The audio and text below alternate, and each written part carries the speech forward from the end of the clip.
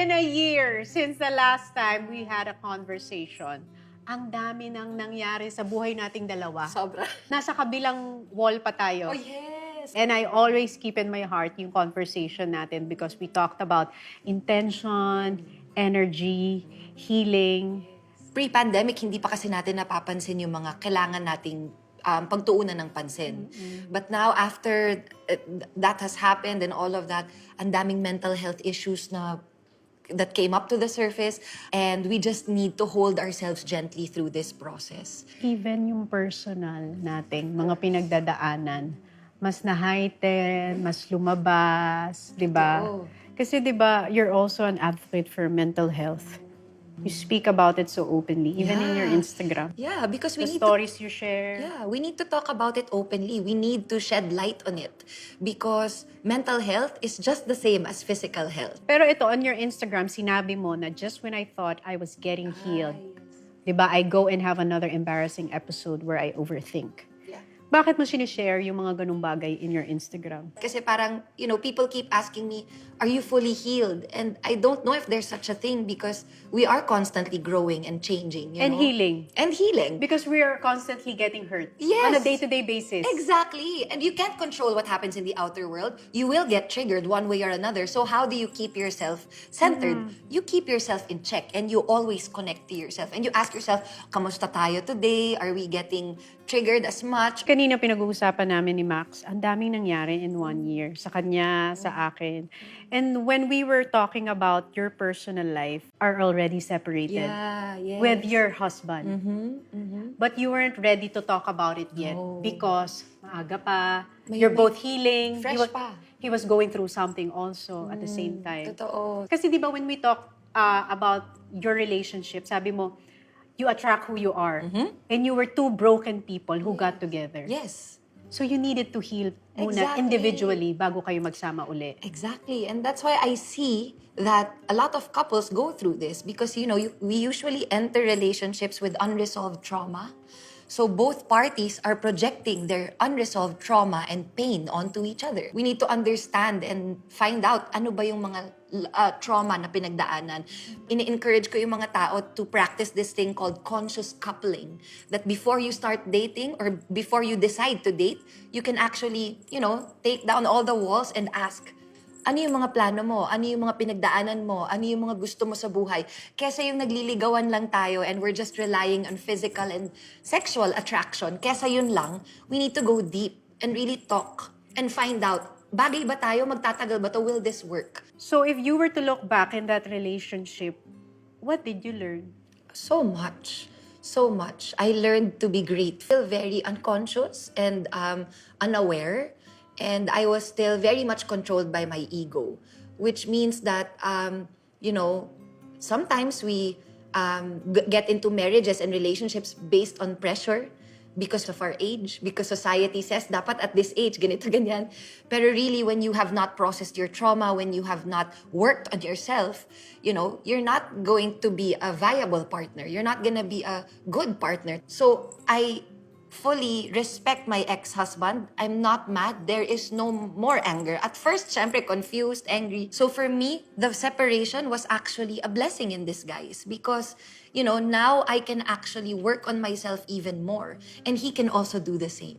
It's very easy to give up. The hardest is to stay together. And they always say na dapat pag mag-asawa kayo, you work things out. Ayusin nyo yung problema. Kailangan yung malampasan. Baka face lang yan in the relationship. I really believe in that too, that couples, married, if you're married, you can really do everything that you can to make it work as long as both parties are willing to make it work. You think you did the best you could. Of course. That's why I can move forward now with clarity. Kasi I know me. I know that I give my all. I exhaust all options. And then at the end of the day, if it's just not a match anymore, you will have to just accept that. A separation is always painful. It's kasi painful and you have to grieve that. It's a loss. It's a heartbreak. It's a failure. So you have to come to terms with that. But at the same time, no matter how painful, you will have to understand and accept that everything does happen for a reason. Yun nga sinasabi ko, wasting more energy, worrying, questioning why this happened. it's just a waste of energy for me. I would much rather use my energy wisely and invest it in working on myself. You know, moving forward with excitement and happiness.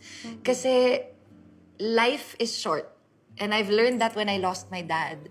And so I just want to keep moving forward. When did you know in the relationship na this is the end?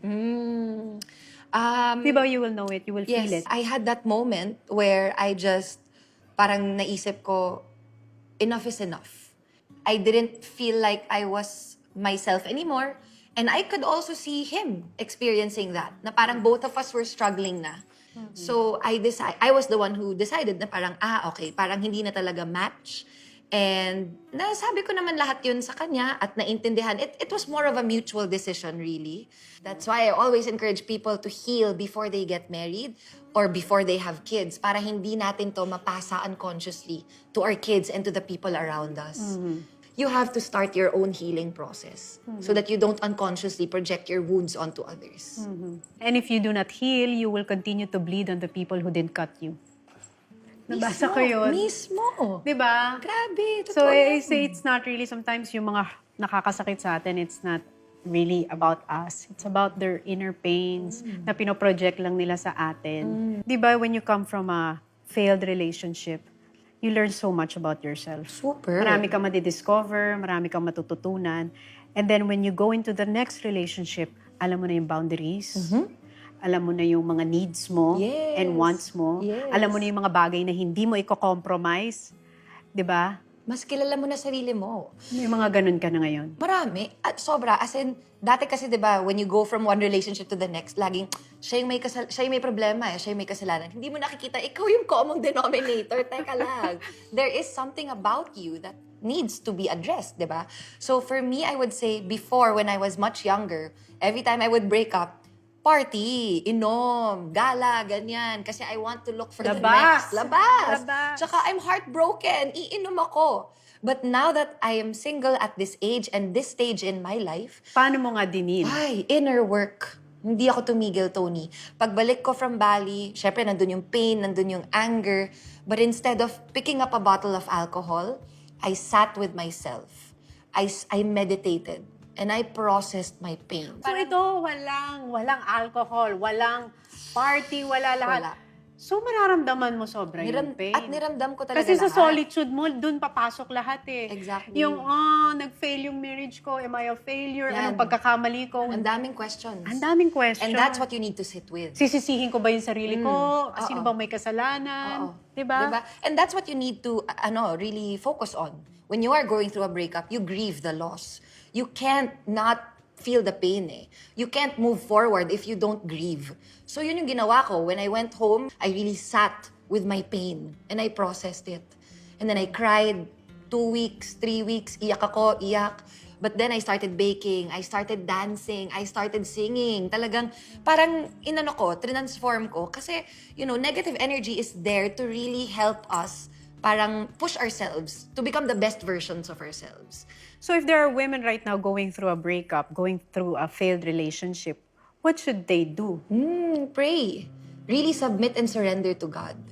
Because that's the first thing that I did. I will never forget this. I cried on my knees on the kitchen floor and I said, Lord, I can't do this on my own. Please, step in. And grabe. I kept praying and I kept asking God to send the Holy Spirit to my heart to change me. Kasi pagod na talaga ako nun. And again, I accept that this breakup was meant for me to really finally accept my pain and to process it. Kasi yung pain na naranasan ko nun, hindi lang naman siya from the marriage but from my childhood pa eh. And I think it was God telling me that it's time. So for single women out there who are going through a breakup, or men also, especially men, please don't run away from your pain. Feel it, and then grieve, and then pray to God to help you process your pain because He really will bring you through it. Paano kanya tinulungan? Grabe talaga. As in, yung prayers ko every day, lalo na nung nag-start ako mag-pray for my ex, yung meron pang Lord, pakigil. Oh, syempre, di ba? In pain pa, in pain. May pain pa eh. Pero later on, because I kept doing it consistently, that's how he helped me. Through consistency, I practiced every day, never missed. 4 a.m., gigising ako. Meditate at 4:30 for an hour. And then I would practice yoga. And then I would go for a run. Ganyan ang morning routine mo? Grabe, 4 a.m. tulog pa kaming lahat. Nagsisimula ka na ng araw mo for healing. Yes, parang siyang meeting with God. It's my meeting with God. Before you face your day. Before I face my day, that's why nothing can faze me na. Like, nothing bothers me as much as it used to before. You don't allow anything to bother you. No. So, na-bother ka ba nung nalaman mo that you were involved as a third party sa isang marriage? Not at all. I live with integrity. And I speak my truth fearlessly because I know I am a woman of my word. Pero never mong in-address yun. No, because if I release a statement, then the mga negative energy vampires, yun yung tawag ko sa inyo, the negative energy vampires will see, ay, kaya natin siya. Sabi ko, ay, maraming nanonood ng stories ko, mag-share tayo ng mga mental health tips. Yun ang ginawa mo. Yun ang ginawa ko. Kasi Mental health mo sila. mental health ko sila. Ayusin niyo yung mental health niyo. Oo, Ano ba yan? grabe. Tsaka grabe yung mga nagsasalita na akala nila talagang totoo yung sinasabi Diba? nila. They believe their own narrative. Believe it talaga. And parang for me, if that makes you happy, sige lang. But for me, I pray for them. I really did pray for them. I agree with Maxine na when you know your truth, you have nothing to explain, defend, and prove to anyone. Nothing. And you don't even have to explain yourself. You embody it. You show. You show it. I am love. I'm just... Be love. Yeah. Pinag-usapan natin. Diba? I want to be love. I want to be that human. So even if they are sending me hate, I send nothing but love. That's why you're an easy target. It's because alam nila, oh, she came from a breakup. At saka tumaba ako, sige na, fine. Tinatanggap ko na, guys, okay? Pero walang problema. I know. She's not pregnant. I'm not. Sabi ko talaga, saan nanggaling to? Kailan nangyari to? Hindi ako na-inform. Minsan matatawa ka na lang din eh. Sobra. And kumbaga parang I welcome these challenges because I want to show how God truly works. I remember when we had this talk also, si Maricar was sitting there. She said na the deeper the hurt, the longer the process of healing. Totoo. But at the same time, sinabi ni Michael A. Singer, ang favorite author natin, the bigger the pain, if you let it go, the bigger the reward. Yun ang gusto kong marinig kasi yung reward ang talagang Totoo. inaabangan. I choose to believe in positivity, in light, in resilience, in hope. You know, there is a lot of darkness in this world, but there is more light. That's what I choose to see. Di ba, yung mantra mo is be love, you're open to love, let's give love, spread love. Yes. So on a personal level, are you ready to love? Of course. Of course. Ako, I'm never closing my doors to love. I love love. I really love love. So are you entertaining? Are you in the process? That I have been speaking and forming connections and I want to really connect. I know I'm 35. I'm turning 36 in a few days and I don't want to parang let pain stop me from living my life the way I want to. What kind of love are you looking for in your life right now? A conscious love, conscious, spiritual, connected to God, knows what He wants. And I want an artist, someone who can create and just be passionate, you know? I want someone who loves life as much as I do. How do you handle people asking you na, Max, 35 ka na, wala ka pang anak. Totoo yan. Paano ginagawa mo? I am fully surrendered kasi. I am actually very grateful that my ex-husband and I didn't have children. 'Di ba? I want to see the good side of it na I'm 35, yes, and I don't have kids yet. It's okay. Hawak ko yung oras ko. I can go wherever I want. I can exercise. I can go for a run. I can go to Boracay to see the good side of it.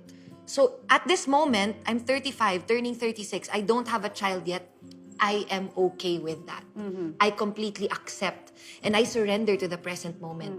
Because when you are not wanting anything or when you are not feeling lack, that is when blessings start to Totoo come. yan. Pag yung ayaw mo na, Oo. saka dumadating sa'yo. Totoo. Pero yung gigil na gigil ka na gustong-gusto obsessed? mo, hindi binibigay Hindi sa'yo. binibigay.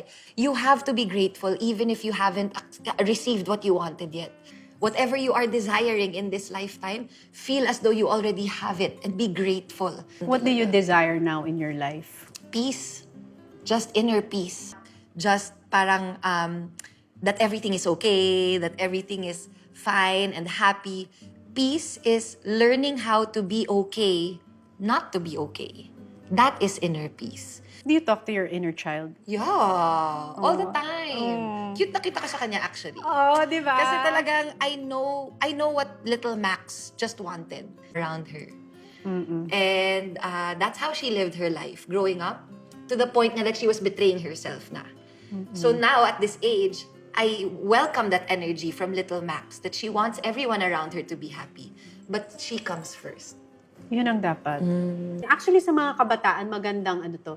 This is something na sana tinuro sa akin nung nagsisimula pa lang ako sa showbiz. Tama yan. Ako lagi ko Sana sinasabi. kilala ko ng mabuti yung sarili ko. And that's why we are sharing these conversations, because we want more, especially the younger ones, to really do what we were not able to do before, which is connect to yourself first and foremost. Naku, yung mga babae na mga kabataan dyan, huwag kayong maghahabol ng mga lalaki. Don't chase, attract. Okay? You have to work on yourself, and then, you work on your soul like it's a garden, and then the bees will come. The bees are the boys. The bees are the boys. The bees are the boys. Be the beautiful flower Yes. para yung bees ang pupunta. It makes sense, Oh, di ba? hindi pumupunta ang flower, ang bees dapat ang Hindi. pumupunta. Ikaw, steady I-bloom ka mo lang. yung ano mo. I-bloom mo yung soul mo. I-bloom mo yung sarili mo. mo. Become the best version of yourself. And by best, I'm not saying you're perfect. By best, I'm saying you're real and you're connected, you're whole. You accept everything about yourself, both the light and the dark. Kasi we are made up of both light and dark. And that's what I keep saying. You have to face your inner demons, and you have to accept your toxic traits, your toxic habits. Bring them to light and then transform them into positivity. Kasi pain is potential power. Yun yung sinabi ng spiritual teacher ko sa akin. Pain is potential power. How will you turn your pain into power? So, ang advice ko, how to process pain, you really have to feel it. My psychiatrist advised me, don't wait for the pain to come. Ask your pain, how are you? Why are you here? And then when I started asking my pain, tsaka ako umiyak. Kasi di ba minsan iniintay lang natin na maiyak tayo or what. But when you actually sit with it and ask your pain, saan ka galing? Saan nang gagaling? Pagkatapos ng episode na to, tatanungin namin yung sarili namin sa banyo. Pain? Why are you here? Why are you here? Yung pala may chest pain na pala talaga. Ay, chest pain lang pala talaga. Yeah, that's how you process your pain. Yeah, you have to Ask. confront. You have to confront. Naniniwala Face it. ako dyan. Face it. Don't wait na. Kasi alam mo naman the pain is there eh. Oo. Huwag mo nang takbuhan. Huwag mo nang iinom. Huwag mo nang i-shopping. Huwag mo nang i-overeat. Huwag mo nang, kumbaga, don't distract yourself from it anymore. That's how you process your pain. You sit with it, you face it, you feel it, and then you will cry, and then I promise you, you will feel so much lighter after. Masakit lang siya in the process. I felt this, ha? I was sitting in meditation after my therapist said to me, Max, connect to your pain, connect to your sadness. Don't wait for it to come. You actively connect to it. So I go, okay, parang assignment. So upo ako, and then wala pang 5 seconds, talagang, hi, heart, how are you? Na, tapos biglang iyak. Tapos alam mo yung feeling na, it will really feel like there's a burning sensation. And Michael A. Singer said that when this happens, when emotions are starting to come up to the surface, don't resist. Let your shoulders relax, and then let it flow through the heart. Let the pain burn through the heart. Because it is a burning sensation. And then you're just going to, yung nagwa-wail ka na sa iyak, gumangawa ka na, that's it. And that is pain from your childhood pa. So you have to let it out. Kaya healthy talaga yung pag-iyak. Yeah, healthy talaga. It's a cleansing for the soul. And then that's why it's called pain is potential power, because ang lakas-lakas mo na after. When you face your own pain, ang lakas mo. Totoo yan, because pain after pain equals strength. Strength plus strength plus strength plus strength equals power. Exactly. So what did you learn in this journey? That we can't dwell on the past and we can't worry about the future, because that is unnecessary stress and that is a waste of energy. So life is here, life is now. We have to stay present. And that is how we will be able to deal with all the trials and tribulations of this world, when you can learn and train yourself to stay in the present moment. Kasi when you are present with life, life becomes so much more vibrant, so much more colorful. So cry if you need to. In this present moment, if you're sad, be with that sadness. Don't deny it. In this present moment, if you are happy, celebrate that too. But don't attach. So life is here now, but you have to learn how to keep letting go of the past and keep letting go of the worries for the future. You have to stay here now.